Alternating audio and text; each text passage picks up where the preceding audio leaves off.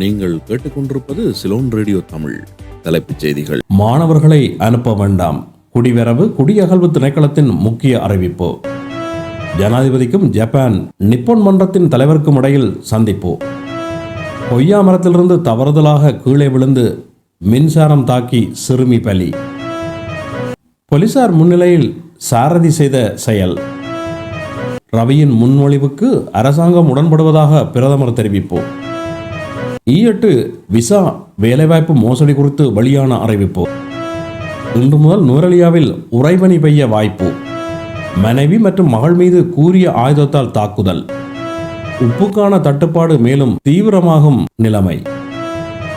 வீடொன்றில் நகைகளை திருடிய 4 இளைஞர்கள் கைது. தொடர்பான விரிவான செய்திகள். கடவுச்சீட்டிற்காக மாணவர்களை அனுப்பி அவர்களை சிரமத்துக்கு உட்படுத்த வேண்டாம் என குடிவரவு மற்றும் குடி அகழ்வு திணைக்களம் அறிவித்துள்ளது. பாடசாலை விளையாட்டு சங்கங்கள் உட்பட பாடசாலை அதிகாரிகள் அவசர அடிப்படையில் பாடசாலை மாணவர்களை கடவுச்சீட்டு புற அனுப்புகின்றனர். இதனால் அந்த மாணவர்களுக்கும் குடிவரவு மற்றும் குடி அகழ்வு திணைக்கள அதிகாரிகளுக்கும் பெரும் சிரமம் ஏற்படுவதாக அதிகாரிகள் சுட்டிக்காட்டியுள்ளனர். விளையாட்டு நிகழ்வுகள் உள்ளிட்ட பல்வேறு நோக்கங்களுக்காக வெளிநாடு செல்வதற்கு பாடசாலை மாணவர்கள் சில மணி நேரங்களுக்குள் தங்கள் கடவுச்சீட்டை சமர்ப்பிக்க வேண்டும் என்று பாடசாலை அதிகாரிகள் பரிந்துரைக்கின்றனர். அதன்படி அந்த மாணவர்கள் கடவுச்சீட்டு பெறுவதற்கு தேவையான அடிப்படை ஆவணங்கள் கூட இன்றி பத்திரமுல்லை குடிவரவு மற்றும் குடி அகழ்வு திணைக்கள தலைமையகத்திற்கு வருவதாக திணைக்கள அதிகாரிகள் தெரிவித்துள்ளனர். சில மாணவர்கள் அலுவலக நேரத்திற்கு பின்னர் அலுவலகத்திற்கு வந்து அழுது புலம்புவதாகவும் தெரிய வந்துள்ளது. இதுபோன்ற நேரங்களில் அதிகாரிகள் மிகவும் நெகிழ்ச்சியடைந்து சங்கடமானவர்களாக உள்ளதாக திணைக்களம் சுட்டிக்காட்டியுள்ளது. ஜனாதிபதி அனுரகுமார திசாநாயக்கவிற்கும் ஜப்பானின் நிப்போன் மன்றத்தின் தலைவர் யோகை சசகாவிற்கும் இடையிலான சந்திப்பு கடந்த 7ஆம் தேதி பிற்பகல் ஜனாதிபதி அலுவலகத்தில் நடைபெற்றது.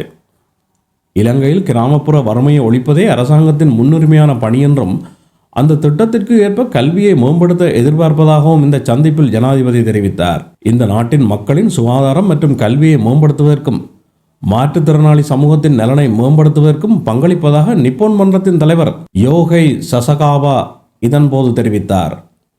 குறிப்பாக யாழ்ப்பாண பகுதியில் உள்ள பாடசாலை மாணவர்களின் கல்வியை மேம்படுத்துவதற்கு ஆதரவை வழங்க தனது அமைப்பு எதிர்பார்ப்பதாகவும் அவர் கூறினார்.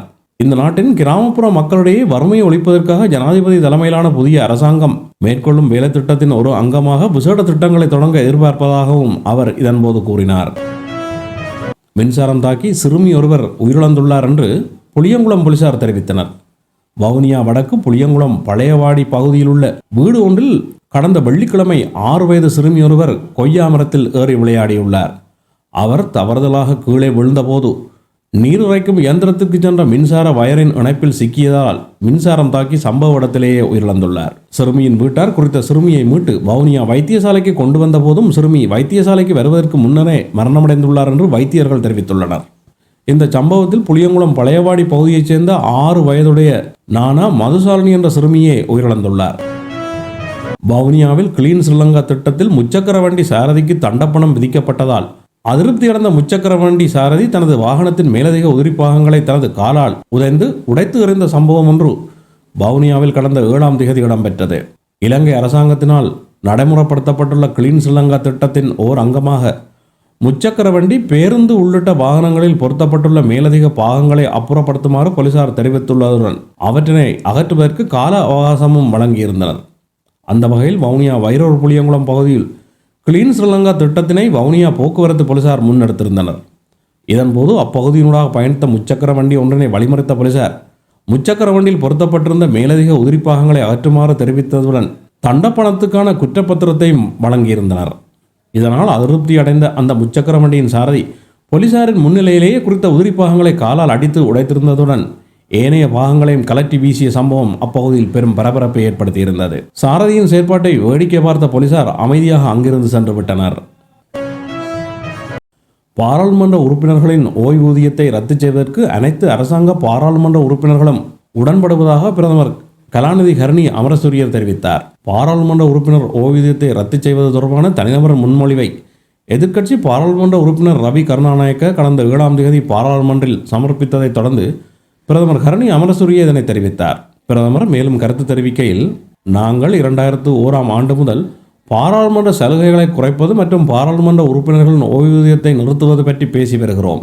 எதிர்க்கட்சி உறுப்பினர் ஒருவர் இன்று பாராளுமன்றத்தில் அந்த முன்மொழிவை சமர்ப்பித்ததில் நான் மகிழ்ச்சி அடைகிறேன். நாங்கள் அனைவரும் இந்த முன்மொழிவுடன் எங்கள் உடன்பாட்டை வெளிப்படுத்துகிறோம். ஆனால் நான் வருந்துகிறேன். ஒரு திட்டத்தை அனைவரும் ஏற்றுக்கொண்டாலும் சில எதிர்க்கட்சி உறுப்பினர்கள் அந்த கலாச்சாரத்தை மாற்ற ஒப்புக்கொள்வதில்லை. அந்த பாராளுமன்ற உறுப்பினர்கள் எதிர்க்கட்சி பாராளுமன்ற உறுப்பினர் கொண்டு வந்த தீர்மானத்திற்கு ஆதரவாக பேசுவதற்கு பதிலாக வேறு தலைப்புகளை பற்றியே பேசுகிறார்கள். அவர்கள் இன்னும் சலுகைகளை குறைக்க தயாராக இல்லை. தற்போது செயல்பாட்டில் இல்லாத கொரிய E8 விசா பிரிவின் கீழ் வேலைகளை வழங்குவதாக வாக்குறுதி அளித்து தனிநபர்களிடமிருந்து பணம் வசூலிக்கும் மோசடி நாட்டின் பல்வேறு பகுதிகளில் நடைபெற்று வருவதாக வெளிநாட்டு வேலைவாய்ப்பு பணியகம் தெரிவித்துள்ளது. E8 விசா பிரிவின் கீழ் செயற்பட எந்த ஒரு தனியார் வேலைவாய்ப்பு நிறுவனத்திற்கும் ஒப்புதல் வழங்கப்படவில்லை என்றும் அந்த அறிக்கையில் குறிப்பிடப்பட்டுள்ளது. E8 விசாவின் கீழ் தென்கொரியாவில் வேலை செய்வதற்காக வெளிநாடு செல்லும் நோக்கத்துடன் இதுபோன்ற நிதி அல்லது புற பரிவர்த்தனைகள் அல்லது செயல்முறைகளில் ஈடுபடும் எந்த ஒரு இலங்கையரும் கொரியாவிலோ அல்லது வேறு எந்த நாட்டிலோ வேலைவாய்ப்பு செய்வதற்காக வெளிநாடு செல்ல முடியாமல் போகும் நிலைமை உள்ளதால் இதுபோன்ற மோசடி நடவடிக்கைகளுக்கு இரையாகவோ அல்லது ஆதரவளிக்கவோ வேண்டாம் என்று வெளிநாட்டு வேலைவாய்ப்பு பணியகம் அறிவுறுத்துகின்றது.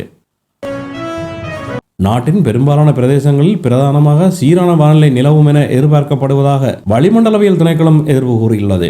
இன்று தொடங்கி அடுத்த சில நாட்களில் அதிகாலை நேரங்களில் நுவரெலியா மாவட்டத்தில் சில இடங்களில் உறைபனி பெய்ய வாய்ப்புள்ளது. மேல் சபரகமுக மத்திய மற்றும் ஊவா மாகாணங்களிலும் காலி மற்றும் மாத்தறை மாவட்டங்களிலும் சில இடங்களில் காலை வேளையில் பனிமூட்டமான நிலை காணப்படும் என எதிர்பார்க்கப்படுகிறது. புத்தளம் ஹஸ்திபுர பகுதியில் தந்தையொருவர் தனது மகள் மற்றும் மனைவியை கூர்மையான ஆயுதத்தால் தாக்கியுள்ளதாக போலீசார் தெரிவித்துள்ளனர். கடந்த 7ஆம் தேதி நண்பகல் இடம்பெற்ற இந்த தாக்குதலில் காயமடைந்த இருவரும் புத்தளம் வைத்தியசாலையில் அனுமதிக்கப்பட்ட நிலையில் மனைவி உயிரிழந்துள்ளார். உயிரிழந்தவர் புத்தளம் கல்லடி பகுதியைச் சேர்ந்த 50 வயதுடையவர் என போலீசார் தெரிவிக்கின்றனர். குடும்ப தகராறு காரணமாக இந்த கொலை நடந்திருப்பது விசாரணையில் தெரிய வந்துள்ளது. சந்தக நபர் தற்போது பிரதேசத்தை விட்டு தப்பிச் சென்றுள்ள நிலையில் அவரை கைது செய்வதற்கான மேலதிக விசாரணைகளை புத்தளம் போலீசார் மேற்கொண்டு வருகின்றனர். சுகாதார அமைச்சின் உணவு கட்டுப்பாட்டு பிரிவால் உரிமங்கள் வழங்கப்படுவதில் ஏற்பட்டுள்ள தாமதம் காரணமாக உப்பு இறக்குமதி மேலும் தாமதமாகும் என உப்பு உற்பத்தியாளர் சங்கம் தெரிவித்துள்ளது. இதன் காரணமாக நாட்டின் உப்பு தட்டுப்பாடு மேலும் அதிகரிக்கக்கூடும் என அதன் தலைவர் கனக அமரசிங்க தெரிவித்தார். உப்பு இறக்குமதி செய்வதற்கான கால அவகாசம் இந்த மாதம் 28ஆம் திகதியுடன் நிறைவடைவதாக கனக அமரசிங்க மேலும் தெரிவித்துள்ளார். வீடொன்றில் நகைகளை திருடிய 4 இளைஞர்கள் கைது. யாழ்ப்பாணம் திருநெல்வேலி பாரதிபுரம் பகுதியில் உள்ள வீடொன்றில் நகைகளை திருடிய குற்றத்தில் 4 இளைஞர்கள் கைது செய்யப்பட்டுள்ளனர். கடந்த 3ஆம் தேதி வீடொன்றில் நகைகள் திருடப்பட்டதாக கோப்பாய் போலீஸ் பிரிவில் மேற்கொள்ளப்பட்ட முறைப்பாட்டின் பிரகாரம் போலீசார் மேற்கொண்ட விசாரணைகளின் அடிப்படையில் கடந்த 7ஆம் தேதி குறித்த இளைஞர்கள் கைது செய்யப்பட்டுள்ளனர். கைது செய்யப்பட்ட இளைஞர்களிடமிருந்து ஒரு தொகை நகைகள் மற்றும் பணம் என்பவை மீட்கப்பட்டுள்ளதுடன் 2 கிராம் 400 மில்லிகிராம் ஹெரோயின் போதைப் பொருளும் மீட்கப்பட்டுள்ளது. கைது செய்யப்பட்ட இளைஞர்களை போலீஸ் நிலையத்தில் தடுத்து வைத்து போலீசார் விசாரணைகளை மேற்கொண்டு வருகின்றனர். கேட்டுக்கொண்டிருப்பது சிலோன் ரேடியோ தமிழ்.